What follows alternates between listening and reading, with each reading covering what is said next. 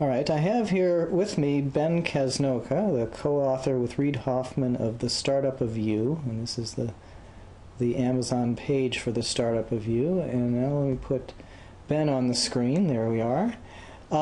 So, Ben, why did you guys write a book called The Startup of You? Well, I'm happy to be chatting with you, Arnold, about it because the why question was inspired by many people and events and facts, but your writings on how the career landscape and the work landscape have changed is certainly one key inspiration for me. I think we were compelled to write it because for so long there have been a set of rules that have guided how people think about their careers and a set of assumptions about how the career marketplace works. Those rules have changed. A lot of those assumptions have been undone. And so Startup Review attempts to be kind of the guide for individuals today on how to navigate their careers in a globalized... So what's an example of a rule that no longer is operative?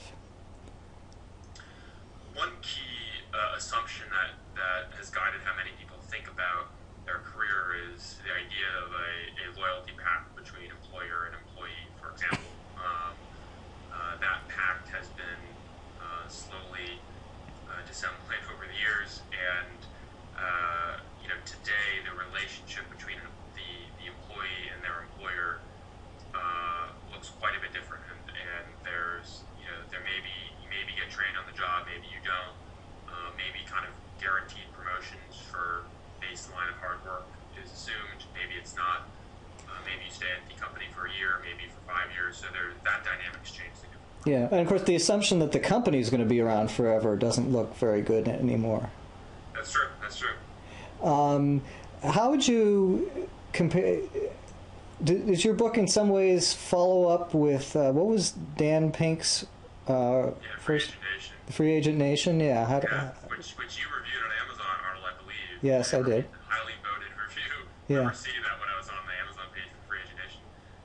Free Agent Nation, I like to say kind of the startup review is for folks who have a more conventional job in any industry, are not necessarily starting their own company, and are not necessarily an independent contractor, which is the focus of Dan's book, but want to adopt that entrepreneurial mindset and skill set and kind of have the mentality of a free agent, even if they're working at a big company or a medium-sized company. So I think Dan identified some really important themes and some really important skills that these free agents were using to be competitive. And our contention is you can still adopt that mindset and those skills without setting off on your own and being an independent contractor. Okay, so somebody who's just a young worker in, I don't know, public health, or just a web programmer or something like that, they can be working for a company. They don't have to be an independent free agent, but they will still have some entrepreneurial characteristics. And what would those be? Yeah, so for example, just to pick up the Pink theme, Dan spent a lot of time writing about kind of these informal networks and support groups that his subjects in the book would join and be part of. Right. That is something, of course, that everyone can do and partake in. That there's kind of the new rule of success today, we write in the book, is building a professional network that actually expands outside your company and has some degree of diversity in its composition. And so you don't have to be an independent programmer to go and join kind of associations and groups and get to know people in different industries. Even if you're a mid-level employee at a company, you shouldn't be spending every lunch hour with someone at your company, right? You should, too, be building networks that expand outside, because there's this presumption that you'll be changing jobs at a faster rate and want to find new opportunities. And what kinds of networks? Because this does come from Reid Hoffman, famous for having founded LinkedIn. And one fear you could give for this book it's a big commercial for LinkedIn, but it's not really, is it? Well, and I appreciate your post, because it is kind of if you don't really want to read or engage in the book, but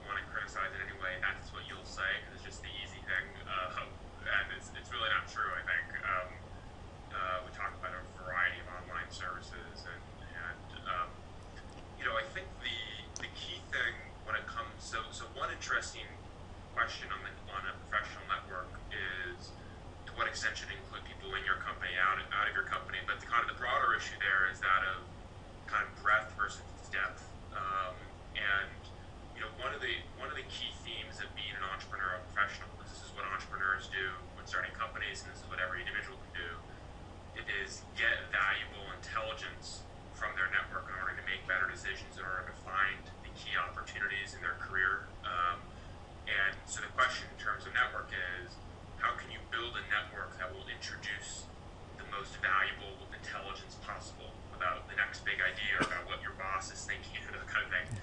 And you know, in our own experiences, and from a LinkedIn perspective, and even in research that's been done on this question, kind of the ideal blend is a mix of folks who you know really well, who you can trust, who can be fully honest, who know you and kind of personalize their perspective to your case, and folks who you don't know super well, hail from a different company or a different industry or a different level of seniority, who will probably tell you things you've never heard before. And that mix is something that's really important when an individual builds their network. Okay. And what other, besides networking, what other entrepreneurial ideas are important? Well, you know, one of the key things that there are a few different themes. One of the things that I think was fascinating to think about in terms of looking at what entrepreneurs do when building businesses and trying to map that to how we can all lead our careers was this tension between planning and flexibility. You know, over the years I've given some talks to colleges and high school students, and you yourself, Arnold, teach students all the time. And you know, I'm struck. I've always been amazed at how many students I've met who have been told by someone, their teacher or parent, someone, that they should kind of write out a life plan or you know, think really hard about their future. Mm-hmm. And you know, thinking about your future is important, but there's this classic tension of how do you plan your future in a world that's constantly changing, when you're changing, and when the competition is changing in terms of the skill sets that will be valuable and so on. And entrepreneurs have a interesting way of both planning and remaining flexible. And that's a kind of a framework or an approach that we try to unpack and then apply to every individual. How can you both set plans in terms of what you're trying to do today, tomorrow, this year in your career, while also being ready to pivot into some new opportunity or to a new skill or new industry? Yeah, and that also ties into another theme of sort of personal risk taking. People characterize entrepreneurs as taking risks, although they're doing their best to try to minimize downsides of risks. And let me just give an example from my career. So it's 1994, and I'm in a kind of a stuck spot in my career, working at Freddie Mac before it became famous, and the internet's the World Wide Web is just getting started. I know I'm early, but I sort of quit my job to start an internet business, thinking, well, what's the worst that can happen if the internet really is going to take off, and I'm pretty confident it is. I can be an internet consultant, but I'm learning about something new. So in that sense, what would seem like on the surface a ridiculously risky thing to do, quitting your job at age 40 and starting a business, you can conceive of it as low risk. And so, and I picked that up somewhat as a theme of your book, that what you think of as risky may not be, and what you think of as low risk may be ultimately risky. Yeah, exactly. And I think, in your career example, which I think you mentioned in your post, what's key about the risk that you took was that you thought about what the downside was, and you thought about the worst case, and you had kind of addressed that. And so in the book we call this Plan Z, that you want to think about and establish a Plan Z in your career, which is, what do I do if the worst case happens? Right. And now, if the worst case is not survivable, right? If the worst case means your reputation is destroyed, you're on the street, you're homeless, then you really shouldn't take that risk. But if the worst case is you move back in with your parents, you cash out your 401k, you just go get a normal job applying some other set of skills, then that risk is much more palatable. And I think... Actually, can you back up? Can you back up and talk about the Plan A, Plan B, Plan Z framework? Just give that briefly. And this is kind of the flexibility planning thing I mentioned a second ago. Plan A, we kind of say is, and comes directly from what entrepreneurs do in building companies. Plan A is the plan you're on right now. It's what you're doing now. It's your current implementation of a competitive advantage, which is a separate concept.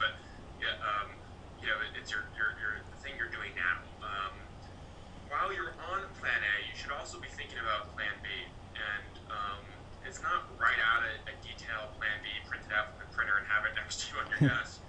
It's more of the thought process of, okay, what are my parameters of motion? What are the skills that I'm building now that are transferable, that I can apply to something different? What are other opportunities that may catch my eye? And what might I do if what I'm doing now doesn't quite work out?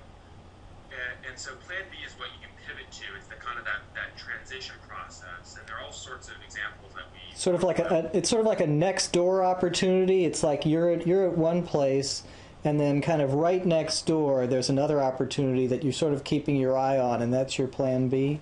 Yeah, it's like a pivot, and in basketball you can have one foot pivoted to the ground, the other foot can swing to a new location. So it's not I'm a teacher and now I'm going to go become a baker, right? It's not wildly different, but it's something where you can apply your existing experiences to. So that's Plan B, and then Plan Z is okay. What do I do? How do I reset? How do I kind of reload my assets to get back in the game? And the importance of thinking about that baseline is that once you establish that, psychologically it becomes much easier to take the risk that you took in your career, Arnold, in terms of entering the internet industry, because a lot of people, I think, freeze up and become paralyzed by this kind of abstract notion of everything going wrong. Right. If you think very precisely about what you do, you can take that risk. Yeah, I think some people, it's like, the thought of going without health insurance for a year is enough to paralyze them. And right. You need a way to overcome that one. I mean, the thing about risk, Arnold, is like, the kind of risk that economists think about, or that you think about in the financial services industry, is perhaps different. Like, the meaning of that word just varies so dramatically. And what was actually challenging working on that chapter was, how do we write about a concept in a very kind of user-friendly, everyday sense? And we tried to tie it very closely. There's a chapter on opportunities, and the next chapter is risk. We talk about it as there's two sides to the same coin.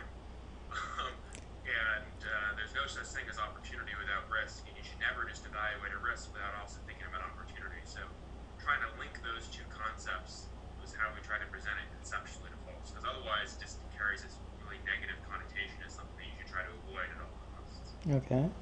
All right. Are there other sort of big themes in the book that we haven't talked about yet?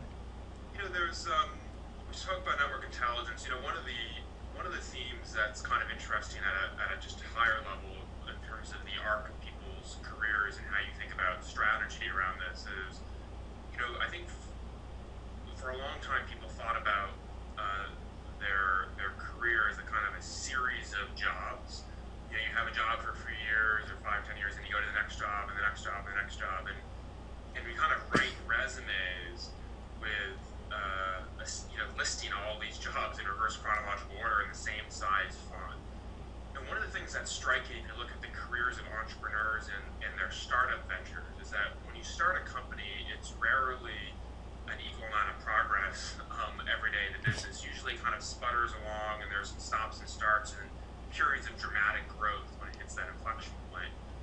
And one of the things we assert in terms of how people conceptualize their career and therefore devise strategy around how to maximize it is that you should be looking for those breakout opportunities, that the opportunities within a job or the new job that can lead to dramatic career growth and advancement, because not all opportunities are the same.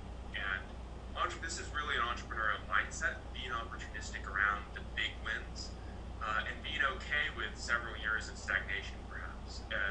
So just as a mindset shift, that's another thing I think in terms of how people should think about this stuff. It's dramatic increases based on certain breakout opportunities, and as an entrepreneur of yourself, you should always be scouting for those opportunities that can lead to dramatic growth, not just the incremental advantage.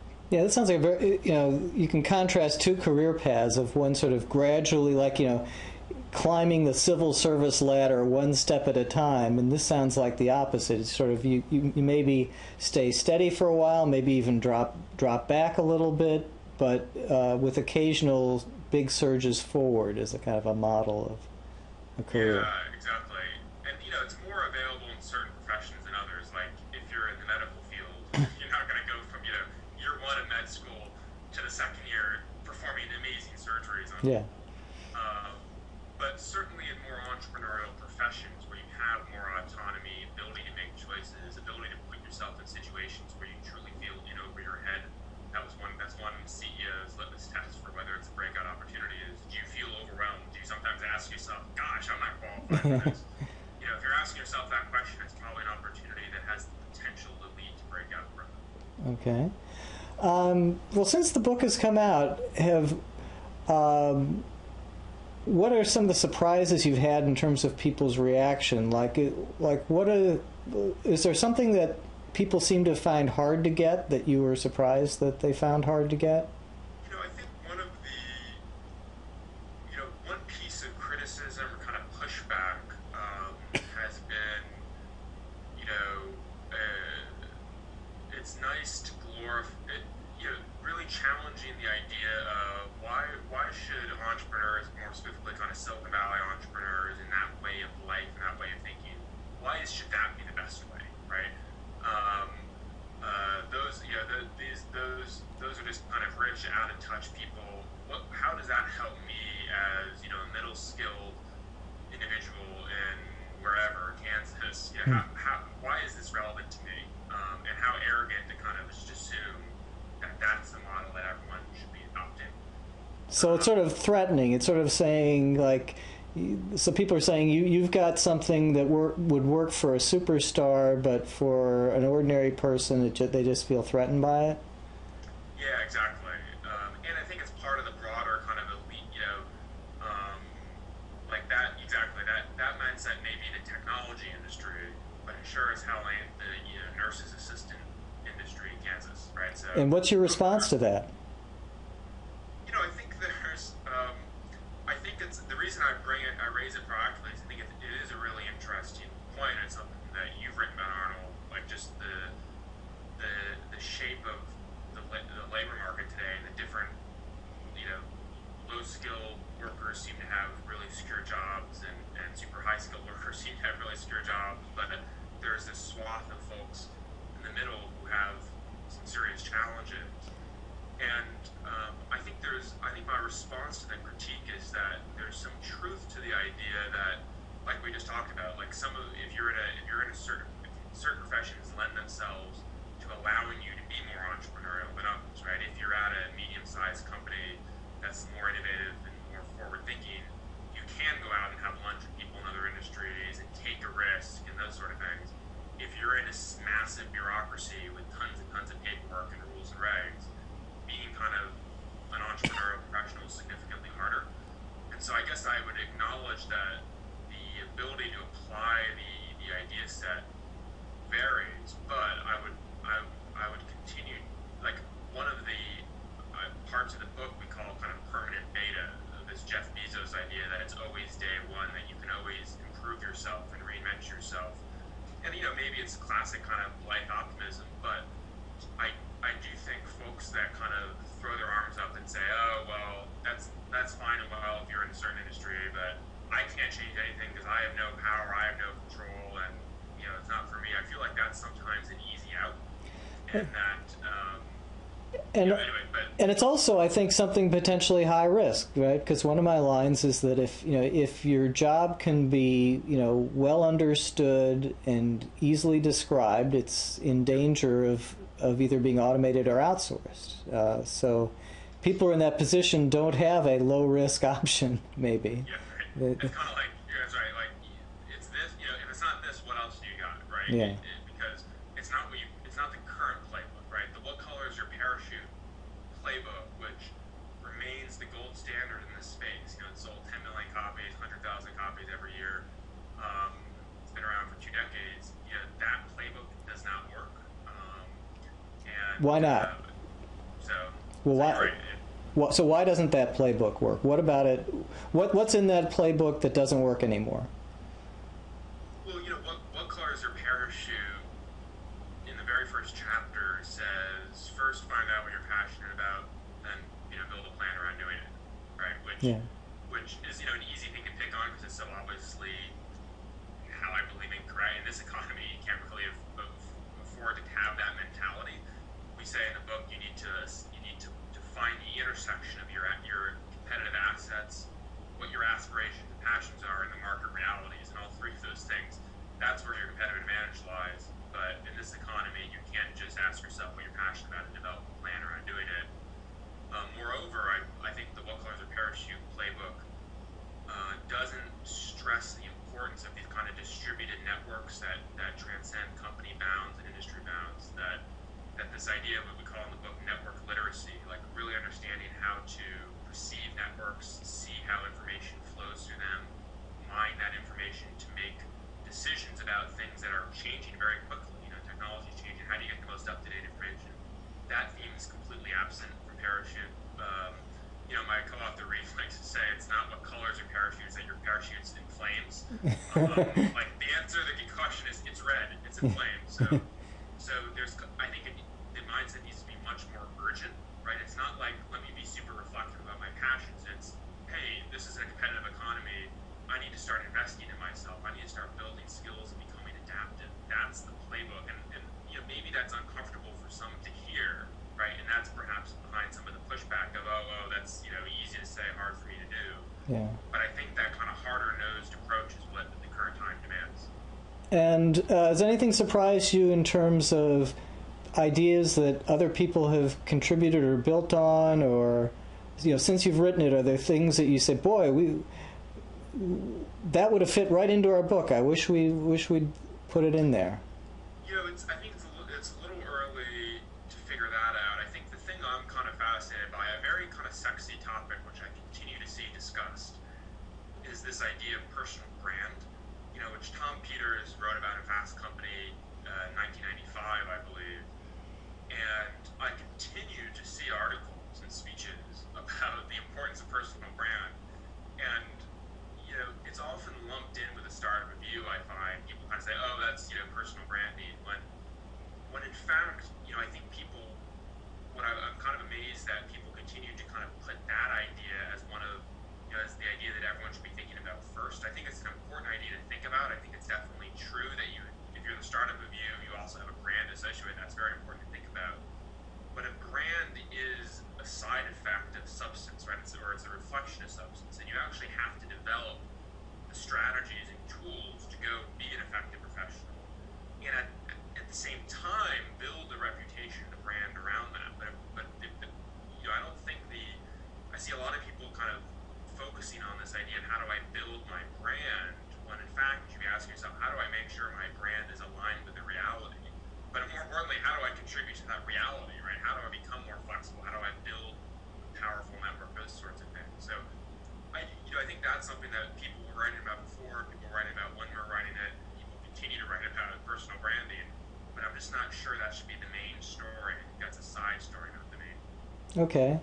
Do you have any final words you want to give? Because I've enjoyed the conversation to the point where I think I've run over time. But any? Well, I don't think so. I mean, I guess I'd actually throw that question back to you, Arnold, if I can. What you've been writing about this stuff from an economic perspective, especially for a long time. What's your assessment of, like, there's lots of discussions on macro policy and so on, which I'm sure you debate in other of these conversations. But in terms of what you're seeing in terms of how your students and other folks are thinking about this stuff, is this an idea? Are these ideas on the cusp of becoming mainstream, broadly adopted, part of the zeitgeist in terms of how people think about this, or does Parachute still reign supreme in most of the folks that you? I guess the first thought that comes to my head is, boy, the macro environment matters. I mean, people are, I think young people are scared, and they'll just sort of, what will get me a job? So what they maybe need to do is to sort of be able to imagine a world in which there isn't 8% unemployment, and in which they actually have more leverage, and sort of where would I want to be in that world? The old, skate to where the puck is going to be rather than where it is now. I think anyway I don't know if that answers your question, but that's kind of the first thing that comes to my mind is sort of I see people very much affected by the environment, and maybe maybe that in the process they're scrambling their way into the industries and skill sets that are most needed, but I think they're they might be choosing the most risk-averse approaches. Right. They think their plan is safe, but in fact, in the long run, they're playing it very risky. Or they're maybe not, maybe they're not doing the things that would create the best opportunities in a more forgiving environment. Right. Yeah. Right. They're not seeing the other side of your opportunity risk coin. Right. So that's what you see. So you see people have a lot of anxiety and concern, but the things they're doing to kind of address that are not necessarily entrepreneurial. Yeah. So, but put it this way: if you were marketing your book 4 years ago, you would have hooked people on the opportunity, and then on the opportunity issue, and then kind of said, "Oh, by the way, you do need Plan Z." And now it's more like you hook people on Plan Z, and then you say, right. "But there's Plan B, folks, and Plan A." Yeah. Yeah, that's interesting. Yeah, that's for another conversation or a blog post, something I can address more. I think this idea of people think they're avoiding risk or mitigating risk when in fact they're taking it on. Yeah. That's a big problem. Yeah. So interesting. All right. All right. Well, thanks very much. Thank you, Good. Arnold. Let me stop the recording. I might. There we go.